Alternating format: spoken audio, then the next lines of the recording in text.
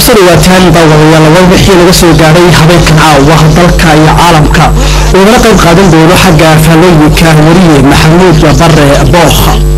بسم الله الرحمن الرحيم. السلام عليكم ورحمة الله وبركاته. قد بدأ ذكرون وركب نهبيك عاوة تلفزيون كجبوتنا وحا كل hogaamiyaasha ururka wadamada islaamka oo ka dhex muuqda madaxweynaha jamhuuriyadda Djibouti mudane Ismaaciil Umar Geelle ayaa ku shirsanaa maanta maalintii labaad caasimadda Dakar ee dalka Senegal waxaana maanta ka wada xaajoonayeen ahdiga cusub ee ururka wadamada islaamka. wararka dalka dhinaca isboortiga waxaa maanta la soo gabagabeeyay tartankii ciyaarta loo yaqaano hockey oo iyadu ah ciyaar ku cusub Djibouti oo lagu qabtay xarunta horumarka bulsho ee ku taala xaafadda Arxiba. dhinaca dalka Soomaaliya afayeen u hadlay militariga dowladda ku meel gaarka ee Soomaaliya ayaa ku dhawaaqay in ciidanka dowladda ku meel gaarka ee Soomaaliya ay ku dirdiraan toogasho askari walba oo lagu arko in shacabka uu boobayo. warkeena caawada waxaa ka mid ah sidoo kale doorashooyinkii dhinaca baarlamaanka ee dalka Iran ee maanta looga dareeray. intaasi daawadayaal waa qodobadii warka haatanna u diyaar garooba faahfaahinta warka yaga habeenkan caawa ee telefishinka Djibouti. warkeena hubeyna habeenkan caawa shir madaxeedka dhinaca ururka wadamada islaamka ee ka socda caasimadda Dakar ee dalka Senegal. hogaamiyaasha ururka wadamada islaamka oo ka dhex muuqda madaxweynaha jamhuuriyadda mudane Ismaaciil Umar Geelle ayaa maalintii labaad ku shirsanaa xarunta dalka Senegal ee Dakar waxaana maanta ka wada xaajoonayeen dhamaystirka ahdiga cusub ee ururka wadamada islaamka iyada oo lagu baaqayo sidoo kale in laga qayb qaato sanduuqa taageersiga islaamka ee horumarka uu dhaqaajiyay bishii May 2006. madaxweynaha waddanka Suudaan Umar Xasan al-Bashir iyo dhigiisa dalka Chad Idris Deby ayaa ku kala saxiixday xarunta dalka Senegal ee Dakar heshiis xagga nabadda oo dhigaya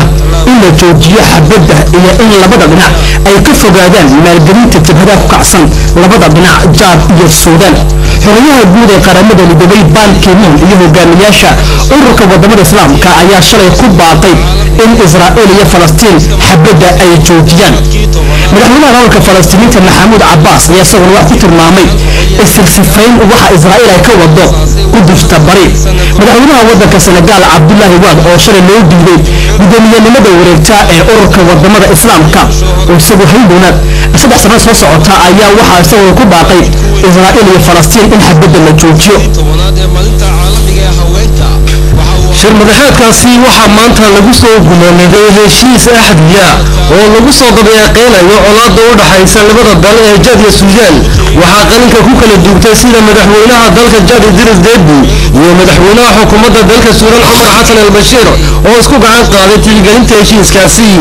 waxaa goobjooga ka oo ka qayb qaatay madaxweynaha dalka Senegal Abdoulaye Wade, madaxweynaha dalka Gabon Omar Bongo iyo xogayaha guud ee qaramada Midoobay Ban Ki-moon. madaxweynaha dalka Chad Idris Deby waxa uu sheegay in nabaddu ay wanaagsan tahay oo ay tahay xalka koowaad ee dhibaatooyinka colaadaha saameynta markaasi ku yeesha taasi oo maanta fursad noo ah ayaa yiri in dhibaatada loo dhaxtaalay labada dal ee Suudaan iyo Chad maanta aan soo dabeeqeyno oo heshiiskan uu noqon doono mid markaasi taabagal ah oo keena in labada dal ay isku soo dhawaasho ay yeeshaan mustaqbalka. madaxweynaha dalka Suudaan Umar Xasan al-Bashir ayaa geesiisa sheegay in kulankani la qabtay uu keeni doono mid fursado kale looga faa'iideysto oo dabaqo colaadii labada dal u dhaxaysay. dowladda Suudaan iyo Chad waxaa bishii Febraayo sanadkii 2006 ay heshiis noocan la mid ah ay qalinka ku wada caasimadda Tripoli ee dalka Liibiya kaasoo sidiisii aan loo tixgelin oo aan lagu guuleysan colaaddu ay sideedii u sii socotay oo saameyn ay ku yeelatay labada dal xuduudaha u dhaxeeya waa dalka Chad iyo dalka Suudaan. heshiiskani oo ah kii lixaad ee labada dal qalinka ay ku kala duubteen tan iyo muddaha laga joogo 5 sanadood. wasiirka arrimaha dibadda ee dowladda Senegal ayaa isagu sheegay hawlihiisa madaxeedkani 11aad la isku waafaqeen bishii kol la isku yimaado oo madaxda dalalka OCE ee islaamku ay yeeshaan bishiiba kol oo dalalka xubinta ka ay kulankaasi ku yeeshaan dal xubinka ururkaasi OCE loo yaqaano. isla shir madaxeedka ururka wadamada islaamka ee ka socda dhinaca xarunta dalka Senegal ee Dakar madaxweynaha waddanka Iran Maxamuud Ahmadinejad ayaa ku tilmaamay Mareykanka adowga bini aadan walba waxaana taasi sabab uga dhigay howlgalka militari ee Mareykanku uu ka wado bariga dhexe iyo taageerada uu fidinayo Yuhuudda. Ahmadinejad ayaa hadalkani ka sheegay shir jaraa'id oo ku qabtay shalay xarunta dalka Senegal ee Dakar isagoo ka qayb qaadanaya shir madaxeedka ururka wadamada Islaamka. dhinaca wararka dalka la dagaalanka kaneecada wasaaradda caafimaadka ayaa dhaqaajisay xaafadooyinka Angela iyo deegaanka Beka 12 qaybitaanka marakanicda dawada leh. kooxaha wareega ee xafiiska saxada iyo wakiilada ururada bulshada iyo xoghaynta howlfulinta la dagaalanka sidaaga kaneecda iyo qaaxada ayaa dhaqaajiyay qaybitaanka marakanicda dawada leh oo loo qaybiyay qoysaska hayntoodu ay yar tahay ee ku nool xaafadda Angela iyo deegaanka Beka 12. munaasabada qaybitaanka waxaa u joogay mas'uuliyiin ka tirsan dhinaca wasaaradda caafimaadka. horay marakanicda dawada leh waxaa loogu qaybiyay qoysaska ku dhaqan 5 gobol ee dalka gudihiisa. markii ugu horeysay baad qabateen xaflad noocan labada horta jamhuuriyadda Djibouti waxaa doodo ku saabsan meelmarinta ururada haweenka ayaa lagu qabtay dhowaanka dugsiga sare ee ku yaala caasimadda Djibouti. doodahani waxa ay qayb ka ahaayeen maalinta caalamiga ee haweenka oo dhawaanta laga xusay Djibouti. wakiilo ka socday wasaaradda haweenka iyo Marwa Xasna Maki Xumed oo iyadu ah agaasimaha macadka fanka ee Djibouti ayaa xidhiidhiyay doodaha maalintani ee qaybta ka ahayd ururada haweenka. Xasna Maki iyo wakiilada haweenku waxay ku booriyeen hablaha da'yar wax ka barta dugsiga sare ee Liseega Djibouti in ay xoojiyaan aqoontooda oo ay bartaan barasho heer sare ah si ay uga qayb qaataan horumarka dhaqan-dhaqaale ee dalka.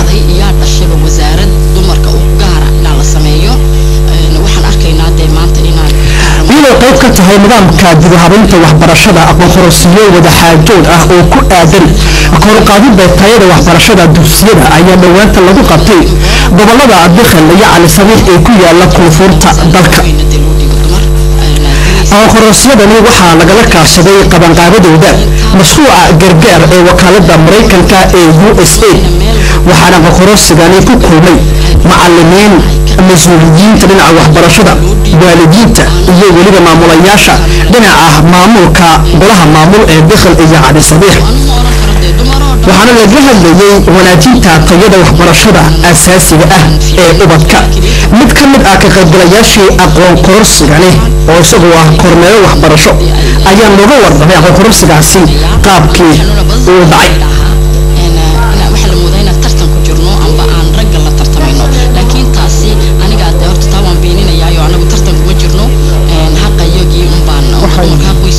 soo qabanqaabisay wasaaradda tacliintu aqoon isweydaarsi ballaaran oo ku qabatay 5 gobol oo ka kooban yahay waddankeenu iyo magaalo madaxda Djibouti. aqoon isweydaarsigaas oo laga iska kaashaday hay'adda Mareykanka waddanka u fadhida ee magaceeda marka la soo gaabiyo loo yaqaano USAID khaasatan laanteeda ku salleen waxbarashada. aqoon isweydaarsigaas oo lagaga doodayo tayada waxbarashada asaasiga ee dalkeena waxaa lagu marti qaaday macallimiinta, waalidiinta, maamulada gobolada iyo mujtamaca intiisa kale oo dhan. waxaana la rajaynayaa in doodahaas ay ka soo baxaan hadday gudololo ay noqdeen sidii looga bogsan lahaa loo kabi lahaa xal loogu heli lahaa aakhirkana tayada waxbarashada si aad kor loogu soo qaadi lahaa. maxamed aadan aqli oo ka mid ah kormeerayaasha waxbarasho ee dalka. xubinteena taxnaha ah ee ku soo qaadano warka jimcaha habeen kasta oo habeenkan oo kala waxaan ku eegi doonaa habeenkan caawa qofka kaliya ee reer Djibouti ee isagoo bartay cilmiga daraasaadka baalida waxa uu yahay Xuseen Cabdullaahi Rayaale oo loo yaqaan Xuseen Casaamo. waana nin si aad u xiiseeya badbaadinta deegaanka.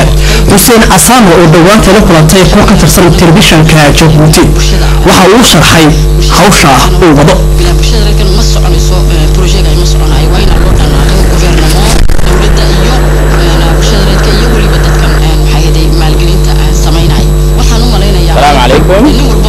magacayga waa Xuseen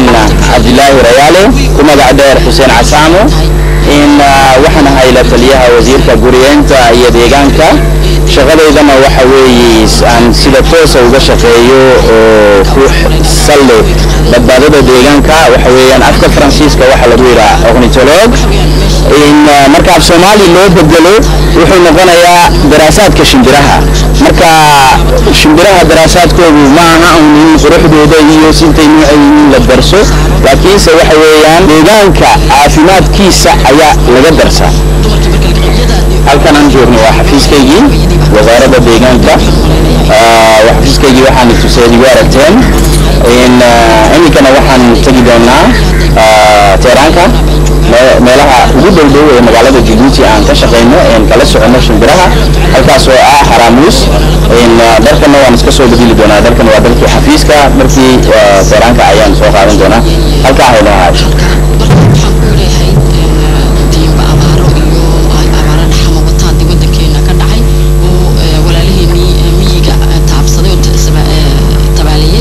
halkan inaan waxoogaa aniga yiraahdo aan rabaa qiimaha iyo qaayaha ay joogta dalku ay leedahay siiba shimbiraha dalkeena waxaan joognaana waa qaybta Haramuus waxaan ag joognaa jasiiradda la yiraahdo Haramuus amba Lilo Tortue oo xagga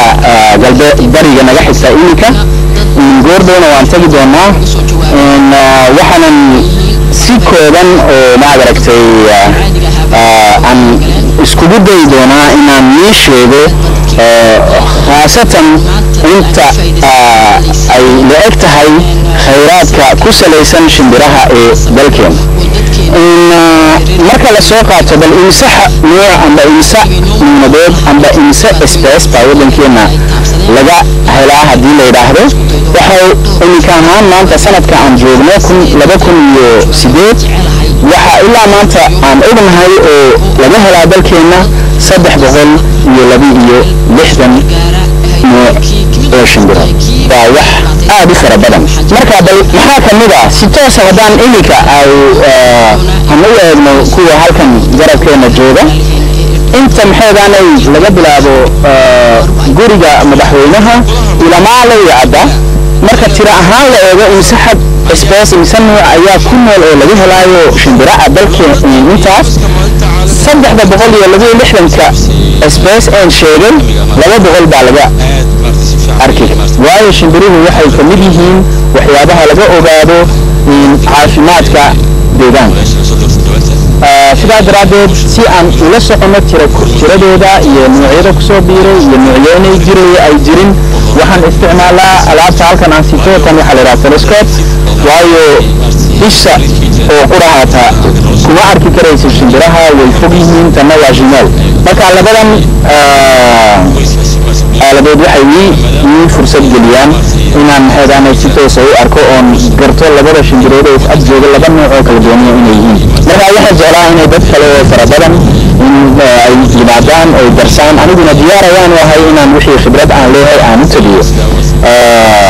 waayo adduunyada wadamada kale dad fara badan ayaa ka shaqeeya had iyo jeer adoon ayaan isbidaa keligay aan wadanka wadiga inta leeg aan keligay ka shaqeeyo waxaan isku qaataaba qof waalan marka waxaan filayaa inaan maanta laga bilaabo waalidii ka bixiyay dad kale igu soo biiri doonaan si barnaamij hawshan daraasaadka deegaanka ay siiba shimbiraha ay igala soo qayb galaan dhinaca isboortiga tartanka ciyaarta loo yaqaano hockey oo ah ciyaar ku cusub Djibouti ayaa lagu soo gabagabeeyay xarunta horumarinta bulshada ee xaafadda Arxiba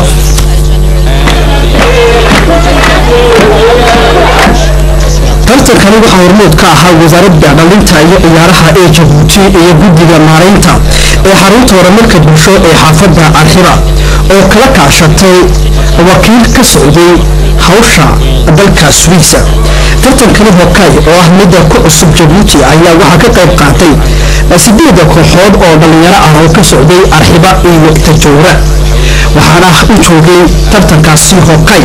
wasiirka dhalinta iyo ciyaaraha ee dalka mudane Xasan Faarax Miguel iyo xogayihiisa guud Kaamil Maxamed waxaa kale oo joogay gudoomiyaha guddiga maareynta ee xarunta horumarka bulsho xaafadda Arxiba mudane Ali Axmed oo isagu wareysan ku sheegay in si wanaagsan ugu dhacay tartanka hockey oo ah tartan ku cusba Djibouti. Ali Axmed gudoomiyaha maareynta ee xarunta horumarka bulsho ee xaafadda Arxiba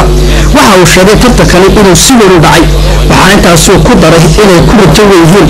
tartankani in lagu soo fidiyo xarumaha horumarka bulsho ee caasimadda Djibouti iyo shanta gobol ee dalka gudihiisa.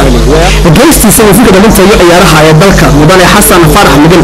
waxa isagu hambaliyay qabanqaabada tartankani ciyaarta hockey. Xasan Farax Migil waxa uu ku ballan qaaday in la asaasi doono guddiga dhinaca ciyaaraha isboortiga ee dadka naafada ah. gabagabadii tartankaasi ciyaarta loo yaqaano hockey oo ah ciyaar ku cusub Djibouti waxaa loo qaybiyay abaalgudyo kooxihii ku guuleystay tartankaasi waxaana guusha ay raacday kooxihii ka socday gobolka Tijooda. qaybta yabarka iyo qaybta waaweynka waxaa ku guuleysatay kooxihii ka socday gobolka Tijooda ee ku yaala waqooyiga dalka waxaana munaasabadaasi lagu guddoonsiiyay abaalgudka isagoo ka hadlay Nakhtaan oo ka socday dalka Swiss oo isagu ah ninkii ka qayb qaatay xag farsamo qabanqaabada tartankaasi ciyaarta loo yaqaano hockey. Nakhtaan waxa uu yiri waxa uu riyaaqay qabanqaabada tartankani ciyaarta hockey. Djibouti ayaa yiri Nakhtaan waa dalkii ugu horeeyay ee qaaradda Afrika ee ciyaartani laga ciyaaro oo maanta uu joogay. markii hore waxaan islahaa ayaa yiri meeri doontiin ciyaartooyda ciyaarta hockey balse waxaan la yaabay dhalinyaro fara badan oo iyagu u heelan ka qaybgalka ciyaartan cusub oo ah ciyaaro weli aan lagu arkin Djibouti. munaasabadaasina waxa aanu mahadnaqayay weli ka qaybgalayaashii nagala qayb qaatay dhinaca qabanqaabada tartankani sida wasaaradda dhalinta iyo ciyaaraha ee Djibouti oo wasiirkoodu ugu joogay halkan mudane Xasan Farax Migil. munaasabadaasi ayaa wasiirka dhalinta iyo ciyaaraha Xasan Farax Migil waxa uu guddoonsiiyay abaalgudyo kooxihii ka qayb qaatay waxaana labadii ciyaarood ee dhalinta kuwa yaryar iyo kuwa waaweyn guushu ay raacday kooxdii ka socotay gobolka Tijooda oo si aad u soo bandhigtay ciyaar wanaagsan ciyaartaasi hockey oo ah ciyaar ku cusub Djibouti.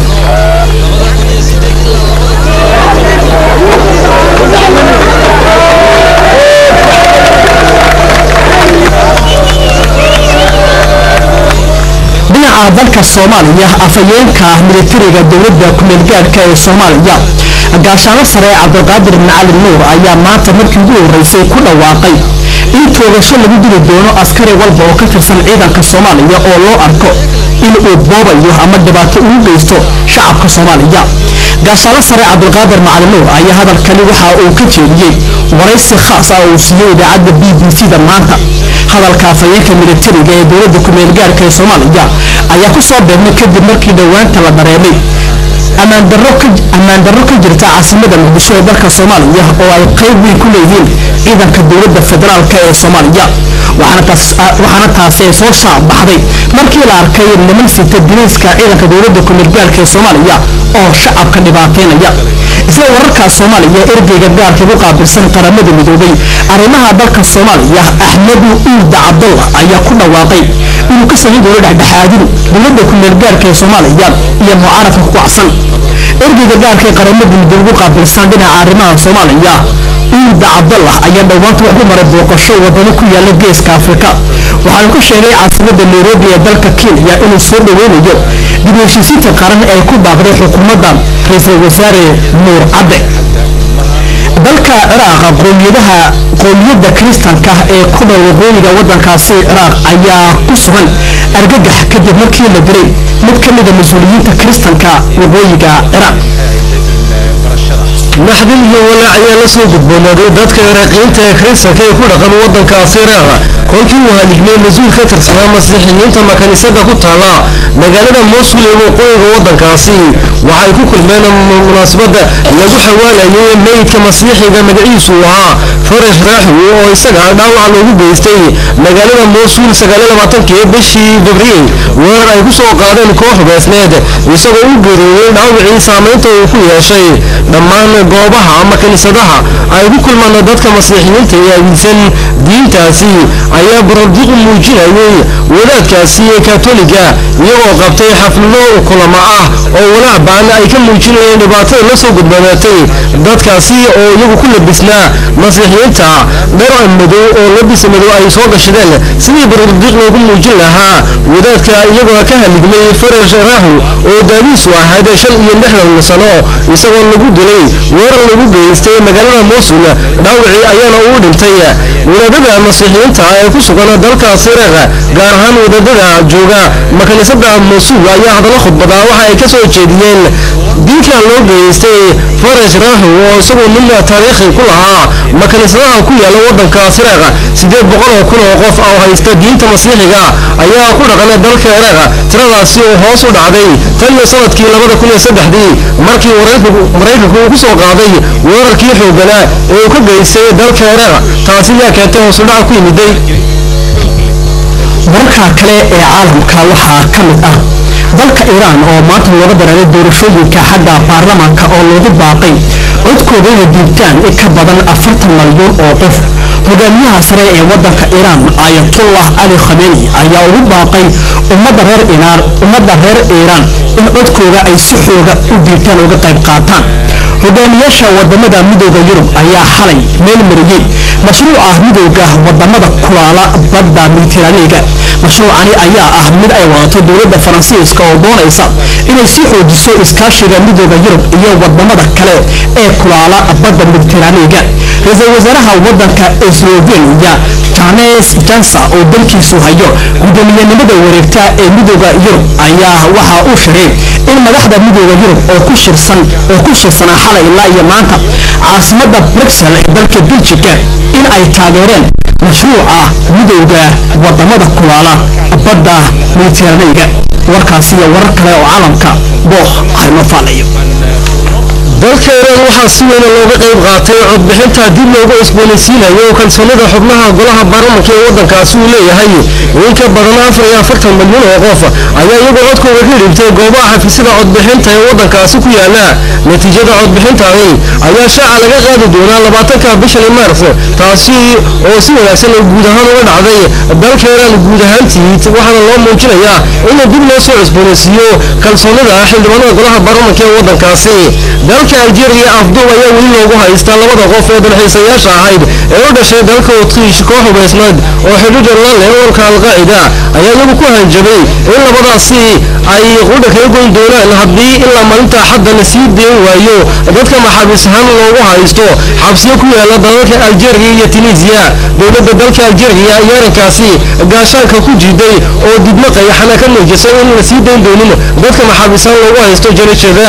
madaxda dalalka midowga Yurub ayaa isla go'aamiyay inay sii xoojiyaan iskaashiyada ay la wadaagaan dalalka ku yaala badweynta Mediterranean qorshahaasi oo ay soo bandhigtay dowladda Faransiiska ayaa si buuxda loo taageeray madaxweyne Nicolas Sarkozy ayaa isagu u bogay waafaqada qorshahaasi magaalada ay isku waafaqeen dalalka midowga Yurub iyagoo habeenimada xalay ku sugnaa dalkaasi Brussels caasimadiisa qodobkaasi ugu dambeeyay daawadayaal war wixii laga soo gaaray habeenkan waa dalka iyo caalamka oo laga qayb qaatay xagga afhamiinka Maxamuud Barrabo waxaa laga socoteen telefishinka Djibouti satellite-ka iyo dabcan intiina nagala socotaa habeen walba aalada internet-ka ee wadamada caalamka inta ku doona habeen dambe warka lamid ah hadduu rabino aqbalo inta ka horeysa dhammaanteeda waxaan ugu tegaynaa nabadgelyo iyo amaan Allah